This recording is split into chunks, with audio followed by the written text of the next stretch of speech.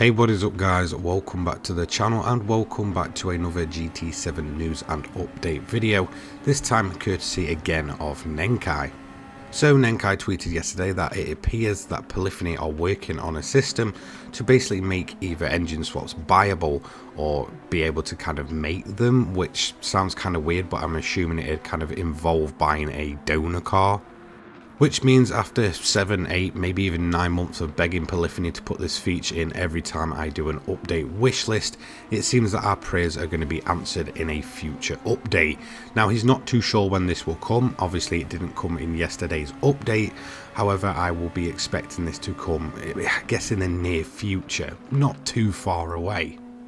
If we look back on when the used car, I guess, sales bit came in, this was kind of implemented very soon after the kind of talk around it started to get implemented. So at first it was kind of just, general chat for a few months, and then, pretty soon it came in, and it came straight in, I believe, update 1.26, that very update. So I would be expecting the buyable engine swaps, or I guess makeable engine swaps, and kind of those parts to come, in a very near future update. So don't expect it to be like a year away and such. I'd probably say within the next maybe 3 to 4 months this will probably happen, if it's already getting spoken about. And like I said, this is something that I've been absolutely hounding Polyphony to put in the game for the longest time. Every time we get an update, if you didn't know, we get a brand new selection of engine swaps. And obviously the list is just growing and growing and growing, considering we get an update pretty much every month. So this list is just getting absolutely ridiculously long at this point, and obviously it's inaccessible to 95% of the player base. So to make them buyable just kind of makes sense at this point. And then we're obviously not relying on the RNG within the game to reward us probably one engine swap every 4 months if you're lucky, outside of the cards and such. In terms of my personal experience with engine swaps, I've had one single engine swap outside of the kind of cafe rewards and stuff, and it came in the form of an actual engine swap ticket in a daily marathon. So for me that just goes to show how rare they are, and obviously I will jump on and do my daily miles almost every day with this game, and obviously it's been out for over a year at this point.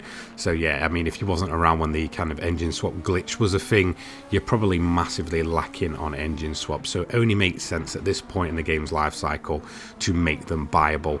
In my opinion, it should have never been like this in the first place. Just relying on luck is just a complete joke, in my opinion. Okay, maybe when there was a lot shorter list of engine swaps, but since this has been growing update by around about 3 to 5 swaps per update, if you do the math, it's getting a little bit out of hand at this point, meaning that some of these engine swaps, if it keeps going this way, there's a high chance you'll probably only ever see around about 10% of them or less by the time the game comes to its end of its life. So to hear all this from someone as credible as Nenkai definitely fills me with a lot of hope for this coming to the game.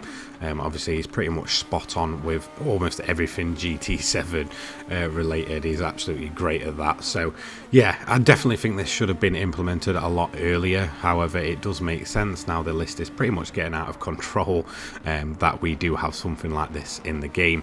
If you didn't know, in terms of the engine swaps for update 1.32, there seems to be one missing currently. That's why I've not gone and made my video on the updated engine swaps from 1.32, just mainly because there is actually one of them missing. I think Nenkai hinted that there was 3, and I believe there's only been 2 found. I think one of those is the Honda 2 and 4 engine that goes in some of the, I believe, the old Honda models, and then I'm pretty sure there's one that goes in the BRZ, which is, I believe, I can't actually quite remember, but there is kind of like a kind of Hayabusa engine, I'm pretty sure, that goes in, I think, the BRZ for the Subarus. So again, we're just kind of waiting on that third engine swap to be found. Once that's found, obviously I will cover them. Me personally, I've not got an engine swap in the longest time, a good few months at this point.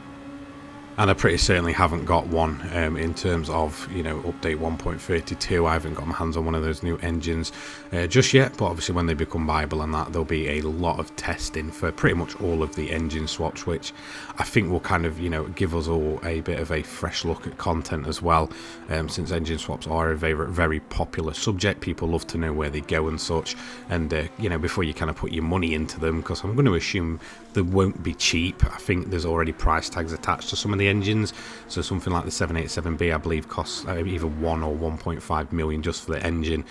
So if they are kind of priced along that, people are not going to want to just kind of throw the money at them without kind of, you know, knowing what they're like and such. So obviously I'll be able to go back, test all of the engine swaps and stuff. I'll kind of take one for the team and buy some of those more probably rubbish ones and you know, test them out so you guys know what's worth it and kind of what's not, in terms of, you know, putting your own hard-earned money out on the engine swaps when they do become buyable. So that's going to be it from me today. Just thought I'd notify you guys on a bit of a update and what kind of is going on behind the scenes of GT7. Again, a massive thank you to Nenkai for being such a reliable source for Gran Turismo 7 news and kind of updates and what's going on behind the scenes. I cannot wait for this one to come, and I hope to God Polyphony just kind of get it done and dusted. To be honest, at this point it's been something I've been begging for the longest time. So I'll see you all later on as we continue my coverage of update 1.32. I'll be talking about all the 4 new cars that have come to the game for 1.32 and kind of giving you I guess a bit of an opinion on them, and then I'll also be doing a bit of a comparison between the 2016 AMG GT3 and then the Evo 2020 version, and kind of comparing those over the lap of the Nordschleife and such, and giving you my review, I guess, on both of those cars. Thank you so much for watching. I will see you all in the next one. Have a fantastic day. Peace.